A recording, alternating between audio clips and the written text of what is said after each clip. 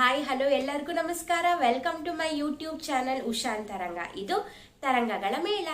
ಇವತ್ತಿನ ವಿಡಿಯೋದಲ್ಲಿ ಏನಂತಂದ್ರೆ ಮಕ್ಕಳಿಗೆ ಕೆಮ್ಮು ಅಥವಾ ಕಫ ಆದಾಗ ಮನೇಲೆ ಏನ್ ಮಾಡ್ಕೋಬಹುದು, ಹೋಮ್ ರೆಮಿಡಿ ಏನು ಅಂತ ಸಿಂಪಲ್ ಆಗಿ ತಿಳಿಸ್ಕೊಡ್ತೀನಿ. ಅದಕ್ಕಿಂತ ಮುಂಚೆ ಈ ವಿಡಿಯೋ ನಿಮ್ಗೆ ಇಷ್ಟ ಆಗಿದೆ ದಯವಿಟ್ಟು ಲೈಕ್ ಮಾಡಿ. ಹಾಗೆ ಯಾರೆಲ್ಲ ಇನ್ನೂ ಸಬ್ಸ್ಕ್ರೈಬ್ ಮಾಡಿಲ್ಲ ಈ ಕೂಡಲೇ ಸಬ್ಸ್ಕ್ರೈಬ್ ಮಾಡಿ. ಹಾಗೆ ಅದ್ರ ಪಕ್ಕ ಬೆಲ್ ಐಕಾನ್ ಇರುತ್ತೆ, ಅದನ್ನ ಆನ್ ಮಾಡಿ ಫ್ರೆಂಡ್ಸ್. ಯಾಕಂದ್ರೆ ಅದು ಆನ್ ಮಾಡಿದ್ರೆ ನಾನು ಯಾವುದೇ ಹೊಸ ವಿಡಿಯೋ ನಿಮ್ಗೆ ಹಾಕಿದ್ರು ಕೂಡ ನೋಟಿಫಿಕೇಶನ್ ಬರುತ್ತೆ, ನೀವು ಮಿಸ್ ಮಾಡ್ದಲೆ ಆ ವಿಡಿಯೋನ ನೋಡ್ಬೋದು. ಈಗ ವಿಡಿಯೋನ ಸ್ಟಾರ್ಟ್ ಮಾಡೋಣ. ಏನಂತಂದ್ರೆ ಇವಾಗ ಮಳೆಗಾಲ ಮತ್ ಮಕ್ಳಿಗೆ ಆಗಾಗ ಈ ಟೈಮಲ್ಲಿ ಕೆಮ್ಮು ಮತ್ತೆ ಕಫ ಆಗ್ತಾ ಇರುತ್ತೆ. ಇದು ಒಂದು ಸಿಂಪಲ್ ರೆಮಿಡಿ ಏನಂತಂದ್ರೆ ನಾನು ನನ್ನ ಮಗಂಗೂ ಮಾಡ್ತೀನಿ, ಅವನಿಗೆ ಇದಾದ ಬೇಗ ಕಡಿಮೆ ಆಗತ್ತೆ. ಸೊ ಹಾಗಾಗಿ ನಿಮ್ಮ ಹತ್ರ ಶೇರ್ ಮಾಡ್ತಾ ಇದ್ದೀನಿ.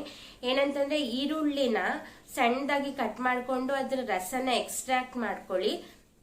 ಅದ್ರಲ್ಲಿ ಬಂದಿರೋ ರಸನ ಜಸ್ಟ್ ಒಂದು 1/4 ಸ್ಪೂನ್ ಅಷ್ಟು ಆ ರಸನ ತಗೊಂಡು ಜೇನುತುಪ್ಪ, ಅದಕ್ಕೆ ಜೇನುತುಪ್ಪನಾರ ಮಿಕ್ಸ್ ಮಾಡಿ, ಇಲ್ಲ ಬೆಲ್ಲದ ಪುಡಿ ಕೂಡ ಮಿಕ್ಸ್ ಮಾಡಿ ಕುಡಿಸ್ಬೋದು.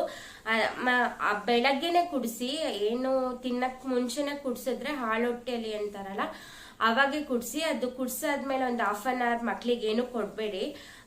ಈ ತರ ಮಾಡೋದ್ರಿಂದ ಮಕ್ಳಿಗೆ ಕಫ ಇದ್ರೆ ಅಥವಾ ಕೆಮ್ಮಾಗಿದ್ರೆ ಆದಷ್ಟು ಬೇಗ ಹೋಗುತ್ತೆ. ಈರುಳ್ಳಿ ರಸ ಇಲ್ಲ ಅಂತಂದ್ರೆ ನೀವು ಇದೇ ತರ ಶುಂಠಿದ್ ಕೂಡ ಮಾಡ್ಕೋಬಹುದು. ಏನಂತಂದ್ರೆ ಶುಂಠಿ ರಸನ ತೆಗೆದು ಅದಕ್ಕೂ ಕೂಡ ಸೇಮ್ ಜೇನುತುಪ್ಪ ಅಥವಾ ಬೆಲ್ಲದ ಪುಡಿ ಮಿಕ್ಸ್ ಮಾಡಿ ಕೊಡಿ. ಸ್ವೀಟ್ ಟೇಸ್ಟ್ ಬರೋದ್ರಿಂದ ಅವರು ಕೂಡ ಇಷ್ಟಪಟ್ಟು ಕುಡಿತಾರೆ, ಏನು ಹಠ ಮಾಡೋದಿಲ್ಲ. ಇದನ್ನ 1-2-3 days ಕೊಡಿ, ಖಂಡಿತವಾಗ್ಲೂ ಆದಷ್ಟು ಬೇಗ ಕಡಿಮೆ ಆಗುತ್ತೆ. ಕೆಮ್ಮು ಅಥವಾ ಕಫ ಇದ್ರೆ ಮಕ್ಕಳಿಗೆ ಇದು ಬೆಸ್ಟ್ ಹೋಮ್ ರೆಮಿಡಿ ಅಂತ ಹೇಳ್ಬೋದು. ನಿಮ್ಗೆ ಈ ವಿಡಿಯೋ ಇಷ್ಟ ಆಗಿದೆ ಅಂತ ಅನ್ಕೊಂಡಿದೀನಿ. ಇಷ್ಟ ಆಗಿದ್ರೆ ಪ್ಲೀಸ್ ಲೈಕ್ ಮಾಡಿ. ಯಾರೆಲ್ಲ ಇನ್ನೂ ಸಬ್ಸ್ಕ್ರೈಬ್ ಮಾಡಿಲ್ಲ ಈ ಕೂಡಲೇ ಸಬ್ಸ್ಕ್ರೈಬ್ ಮಾಡಿ ಅಂತ ಹೇಳ್ತಾ ಆದಷ್ಟು ಬೇಗ ಇನ್ನೊಂದು ವಿಡಿಯೋದಲ್ಲಿ ಸಿಗ್ತೀನಿ. Thank you.